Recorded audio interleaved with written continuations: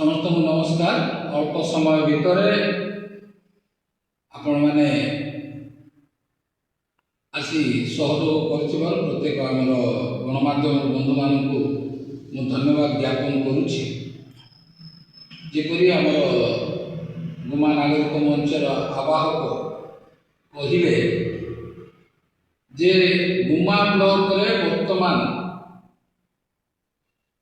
जो अवस्था है तार किछि मुख्य विषयटा को लेकिन आम आलोचना बा तार प्रतिक्रिया देवा आपको अनुरोध करुचु।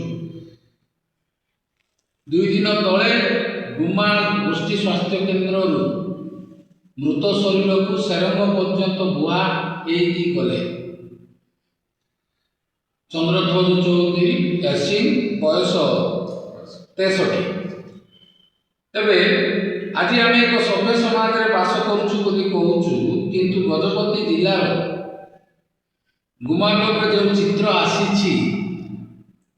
संपूर्ण प्रशासनिक व्यवस्था को काठगड़ा ठिया कर जड़े नाती निज जेजेबापा शव को बाइक रे बोही गाँ को धरिकी जाउछंती।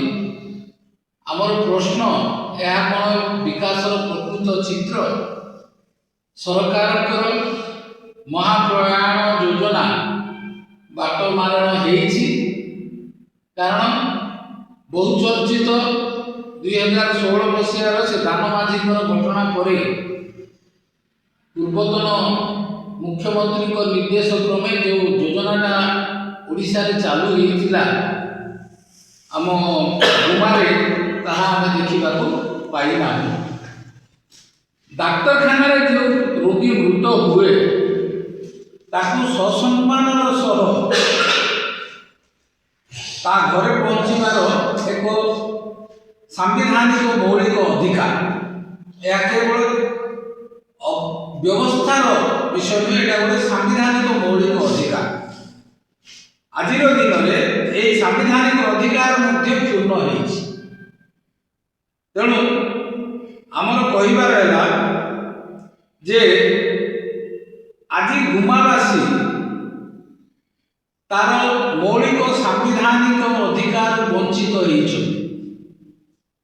तेणु यही अवस्था पाई परिस्थिति पाई किए दायी आमे माननीय मुख्यमंत्री पुणी स्वास्थ्य विभाग उच्च पदस्थ अधिकारी मानू पुणी स्थानीय गजपति जिलार जिलापाल को अनुरोध करुचु जे गुमा भली दुर्गम अंचल जोठारे आदिवासी दलित संख्यालघु एवं गरीब श्रेणी लोक मैंने बसवास करती एमानंक निमंते कौन व्यवस्था करा जायछि जदि एही घटना प्रशासनर निद भांगु नाही बा आर प्रतिकार स्वरूप कौन सकारात्मक कार्यानुष्ठान ग्रहण करूना ताहले आमे आज यही मंच तरफ आह्वान दौचु सरकार को